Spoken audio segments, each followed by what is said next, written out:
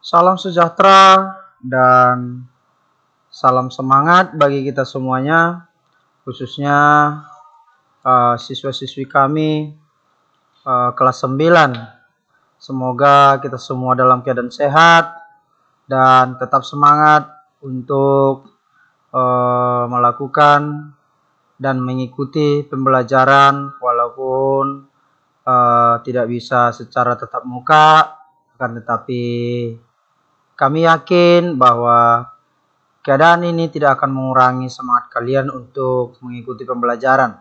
Baiklah, kita akan melanjutkan pembelajaran kita di semester genap, karena ini adalah pertemuan pertama bagi kita.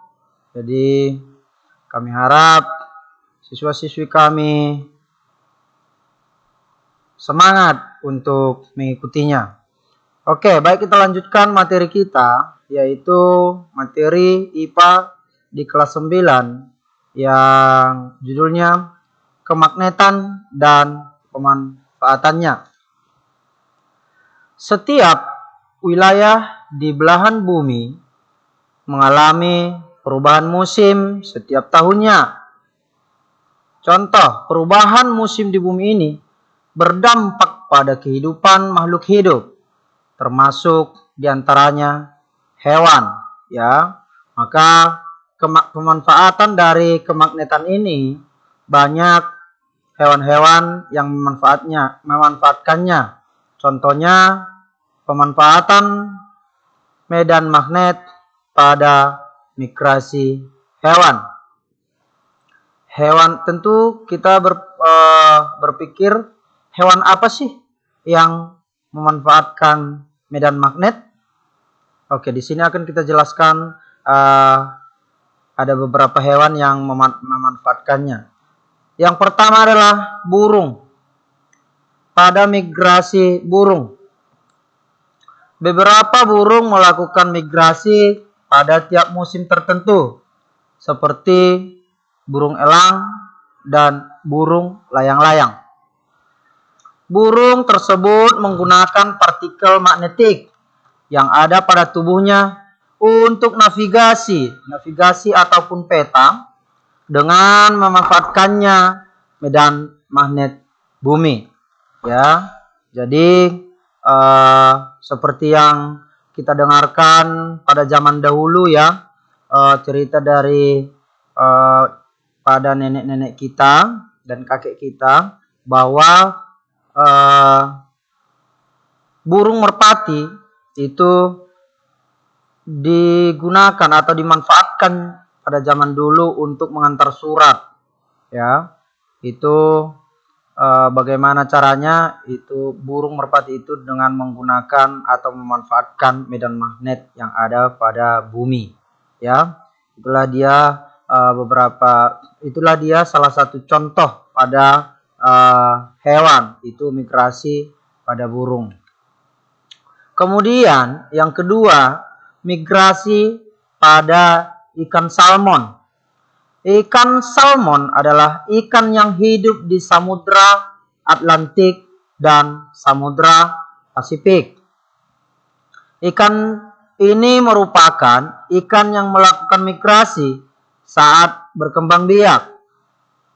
Artinya, ketika dia berkembang biak, ya, ikan salmon ini berpindah tempat, migrasi. Migrasi itu artinya berpindah tempat, ya, dari tempat yang semula. Akan tetapi pada suatu saat akan kembali ke tempat yang asalnya, ya. Jadi ikan salmon ini mampu untuk kembali ke aliran tawar tempat mereka menetas dan tumbuh, ya, setelah mereka berenang sejauh sampai ribuan kilometer, ya, sampai ribuan kilometer mengarungi lautan. Akan tetapi mereka bisa kembali lagi ke tempat mereka di mana mereka menetas dan tumbuh besar, ya. Jadi ikan salmon ini bagaimana caranya supaya mereka tahu untuk kembali ke tempat semula, ya. Berarti mereka disinilah dia menggunakan kemagnetan, ya, sehingga mereka mampu untuk kembali ke tempat semula. Ya, jadi inilah beberapa contoh dari hewan yang memanfaatkan kemagnetan. Sebenarnya masih ada lagi beberapa hewan lagi, contoh penyu, ya, penyu, kemudian ikan lobster, ya, lobster, bukan, ya, jadi itu adalah contoh hewan yang memanfaatkan kemagnetan. Termasuk juga ada juga bakteri, ya. Bisa nanti kamu lihat lebih jelasnya lagi, bisa nanti kamu baca buku paket kita, ya. Kemudian kita lanjutkan kepada teori dasar kemagnetan. Kira-kira apa itu magnet? Ya, di sini akan kita bahas, ya, dari asal mana itu magnet itu, ya. Makanya di sini akan saya jelaskan dan perhatikan baik-baik. Kata magnet berasal dari bahasa Yunani, yaitu magnetis litos, yang artinya batu magnesian, ya. Magnetis litos artinya batu magnesian. Magnesia adalah sebuah wilayah di Yunani yang terkandung batu magnet yang ditemukan sejak zaman dulu, ya. Jadi di Yunani ada sebuah wilayah, ya, yaitu wilayah Magnesia, yang dimana wilayah Magnesia ini terkandung batu magnet yang sangat besar, ya. Ini sudah ditemukan zaman dulu. Jadi magnet itu berasal dari bahasa Yunani, itu diambil dari Magnesia ini, ya. Magnet terbuat dari logam seperti besi dan baja. Akan tetapi magnet memiliki berbagai bentuk dan kutub, ya. Seperti yang sudah kamu pelajari di IPA waktu kamu SD, ya. Mungkin kamu sudah mempelajari ada berapa kutub magnet dan bentuk-bentuknya bagaimana. Ya, di sini akan kita jelaskan kembali. Macam-macam magnet dibagi atas dua, yaitu magnet alam dan magnet buatan. Yang bagaimana itu magnet alam? Magnet alam itu adalah yang bersifat fisik alam, akan tetapi memiliki sifat magnet. Kemudian magnet buatan itu bagaimana yang magnet buatan? Jadi beberapa dalam alat yang kita gunakan di dalam rumah tangga, ya, itu hampir setengah menggunakan magnet. Salah satunya adalah speaker, ya, speaker itu menggunakan magnet. Kemudian yang biasa kamu pakai itu headset, ya, headset atau earphone. Itu juga menggunakan magnet. Kemudian apa lagi? Bel listrik. Itu juga menggunakan magnet dan lain sebagainya. Jadi itulah beberapa alat yang menggunakan magnet. Kemudian magnet buatan ini adalah magnet yang dibuat oleh manusia. Jadi magnet itu bisa dibuat.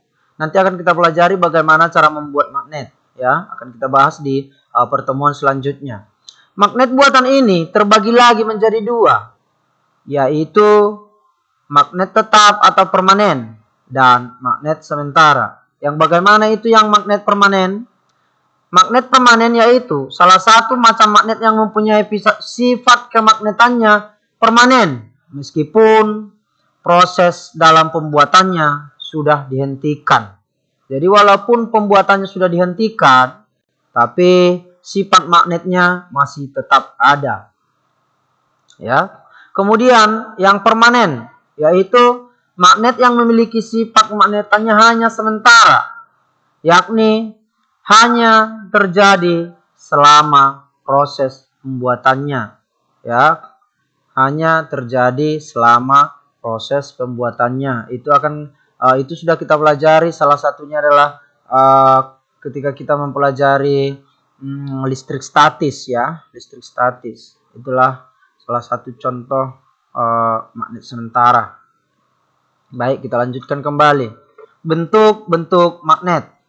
Ada 5 bentuk-bentuk magnet dan bentuknya inilah yang disesuaikan sama namanya ya. Yang pertama yaitu bentuk batang. Bentuk batang yang disebut dengan magnet batang. Jadi kalau bentuknya seperti apa, maka namanya juga akan seperti itu. Contoh ini adalah bentuknya seperti batang, maka magnetnya juga disebut dengan magnet batang. Yang bagaimana contohnya? Bisa kita perhatikan. Inilah dia yang magnet batang. Ini yang dia kutub utara dan yang putih adalah kutub selatan. Ya, mungkin ini sering kamu jumpai, ya, sering dijumpai. Kemudian magnet apa lagi? Yang kedua adalah bentuk magnet silinder. Magnet silinder inilah yang disebut dengan namanya juga magnet silinder karena bentuknya berbentuk silinder. Yang bagaimana itu? Inilah dia, magnet silinder, ya. Memang seperti tabung, ya. Iya. Kemudian yang ketiga yaitu jarum, bentuk jarum. Makanya disebut magnet jarum. Yang mana magnet jarum? Iya, ini dia gambarnya magnet jarum. Ini di mana ini sering kita jumpai? Ini biasa kita jumpai yang ada pada jarum kompas, ya. Itu jarum kompas. Inilah itu magnet jarum. Kemudian yang bentuk yang keempat adalah bentuk cincin. Itulah yang disebut dengan magnet cincin. Yang bagaimana magnet cincin? Inilah dia yang magnet cincin, lingkaran. Ya, jadi ini di mana sering kita jumpai? Di speaker. Yang sering kita jumpai ini di speaker. Inilah dia yang magnet cincin. Ya, jadi yang ini adalah kutub utara dan ini kutub selatan. Dan yang terakhir adalah bentuk yang kelima yaitu berbentuk U. Inilah yang disebut dengan magnet ladang, ya. Yang mana itu?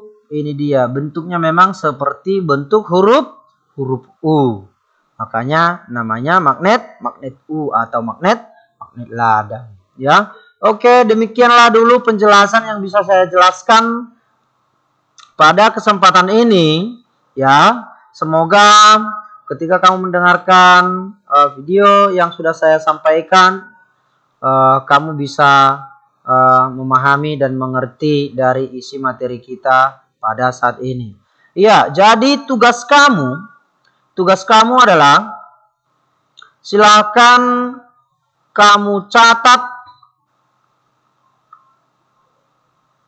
apa yang sudah saya sampaikan, materi yang saya sampaikan di dalam video ini. Kamu catat, ya. Setelah kamu catat nanti dan kamu pelajari kembali. Ketika ada yang kamu kurang mengerti, bisa juga nanti kamu putar kembali videonya supaya kamu lebih paham lagi. Apabila juga masih tetap kewalahan, belum bisa memahami, nanti bisa langsung tanyakan sama saya, ya. Jadi tugas kamu adalah catat kembali isi dari materi yang sudah saya sampaikan dalam video ini dan hasilnya kirimkan ke WA pribadi saya.